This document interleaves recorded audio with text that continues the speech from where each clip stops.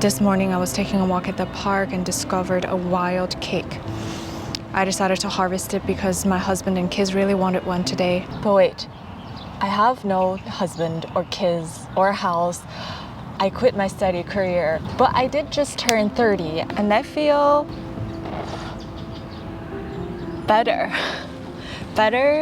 than I did when I was in my 20s, feeling so lost and stuck and behind in life and scared of losing what I have and just so anxious about running out of time. I wanted to go back in time and tell my 20-something-year-old self, hey, it's going to be okay. We made it to 30 and you don't have to be afraid because I got you. So just in case you need to hear this too.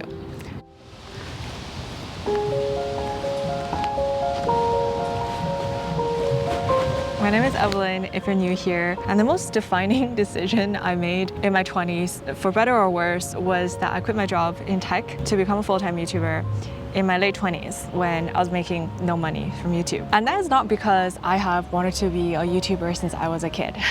Never really have to figure out what I wanted to do growing up because I've always been pretty good at following what I should do. I knew I should study hard. I knew I should get good grades, get into a good college, and then get a job in banking or consulting. When I landed that job offer in consulting after graduating from college, I was like, life is gonna be great. But that was just the beginning of years of feeling so lost. I was so unhappy at my job and I didn't know why I was unhappy because I was hitting my marks at performance reviews. I was checking off my to-do list. But why is it that I'm the only person who seems to be so drained and depressed at the end of the day, no matter how much I accomplish at work?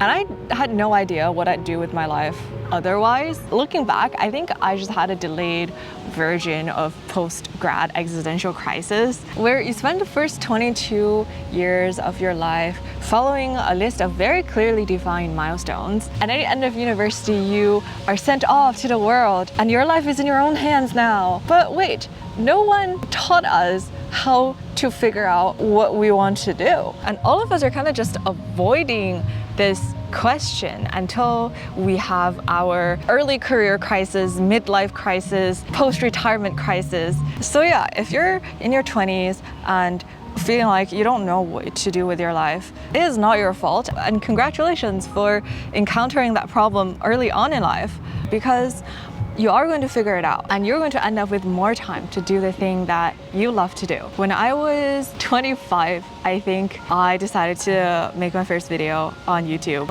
which is a pretty late age to start YouTube. And not in my wildest dreams was I thinking that one day I'd actually be able to call myself a YouTuber.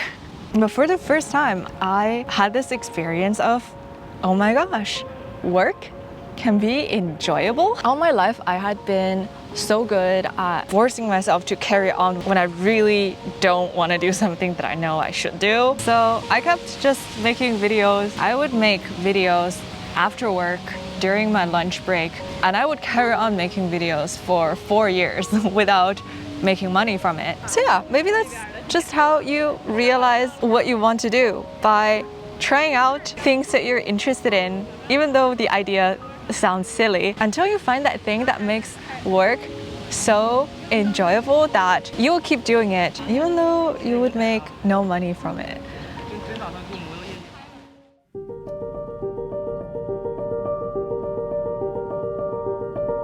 There's a wide space between finding what you want to do and doing it. That is called being stuck. And I was stuck in my job for such a long time. There were so many hard decisions that I didn't even know I was dealing with at the time. Hardest thing was giving up my identity as someone working in tech that I've spent so much time and energy building, and also the fear that I would starve because I have no idea how to make money from YouTube. And at the time I was just feeling so frustrated at myself for feeling stuck because you see, all of these inspirational videos on YouTube now of people taking a leap of faith to pursue their dreams and things working out for them. Maybe you feel that way when you watch my videos. But I want you to know that it is truly not the case, and it is okay to be stuck, because in your 20s there are so many decisions about your career, life partner, where you want to be. That is why it's called the defining decade. And our brains are not even developed enough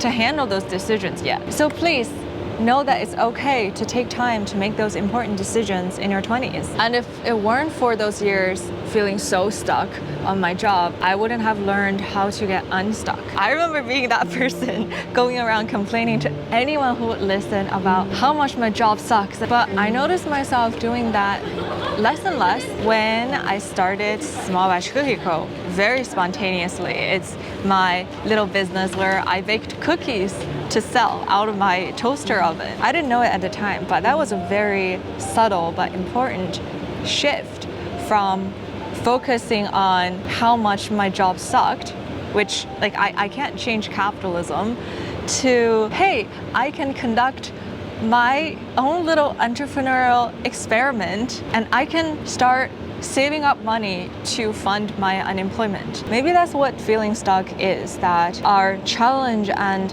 hardship looms so large that we keep banging our head on the wall and all we can see is what's hard, which is often not in our control. But if we just turn away from that wall and realize, more often than not, there's still so much we can change, it opens up a whole new world. I wish I would have known that when you're stuck, the most important thing is to know the difference between what you can change and what you can't. But it's not too late now.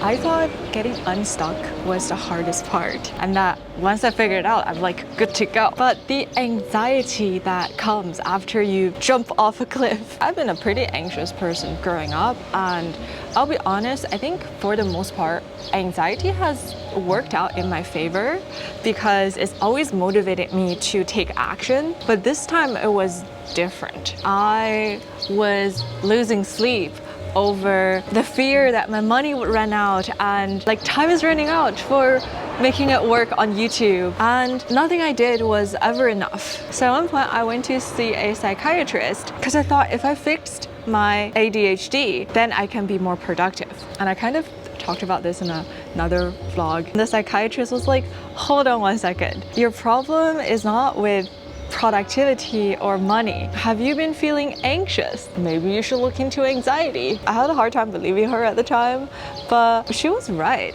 Everything did turn out to be okay now. And looking back, I feel like my anxiety wasn't even the problem. The problem was believing that reality was as bad as the anxiety feels. We evolved to be anxious so that we can preempt threats and avoid bad situations. So maybe I have my anxiety to thank for everything turning out to be okay today. But in our world today, a lot of the survival things that anxiety is designed to look out for no longer apply. So we end up feeling like it's the end of the world when it's not. Yeah. Now I try to think of anxiety as just a signal that tells us, hey, there's something you need to pay attention to. And instead of just going straight into believing that it's the end of the world, which was how most of my 20s felt, I tried to work with it and decide whether the situation is actually okay or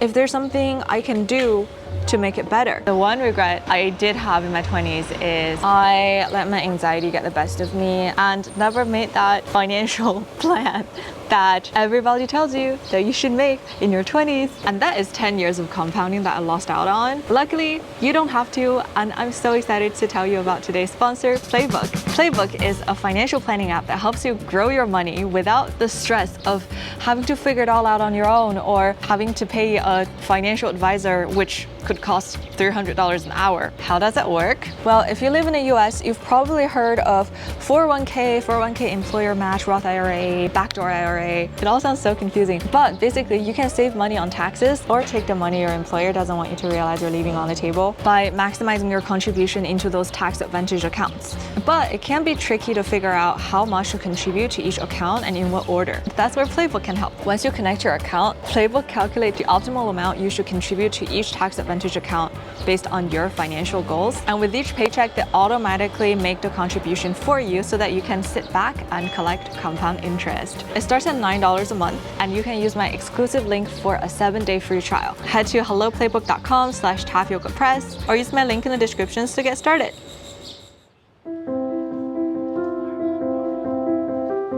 In case you guys are wondering, I don't know if you are, I am filming this video at a second-tier city in China called Shenyang.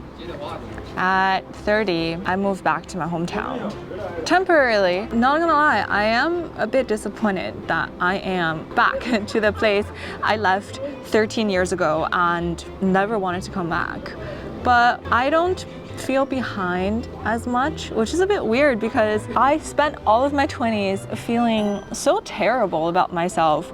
Every time I see other people get a job offer, buy a house, get promoted, I feel like since I quit, I'm just no longer as attached to the shoulds or like internalized expectations of other people, for better or worse. When I was a kid, I used to go to college reunions with my dad, and I'd be so baffled as to why people's lives end up in such different places when they've like all started from the same place. These days, it makes a lot more sense to me now. I think it's just a matter of compounding of efforts in the different directions that we choose in our lives and the decisions we make. As I get older, it's more and more important for me to focus my efforts on things that matter the most to me, which is a big shift from my 20s when I was busy padding my resume and chasing all the things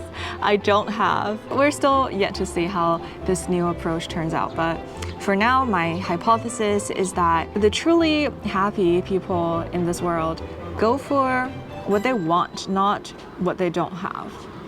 So yeah, if you're feeling a little bit behind, please remember that you are on your own path. And don't forget to give ourselves credit for growth or relationships, all the truly important things in life that can't be measured by numbers.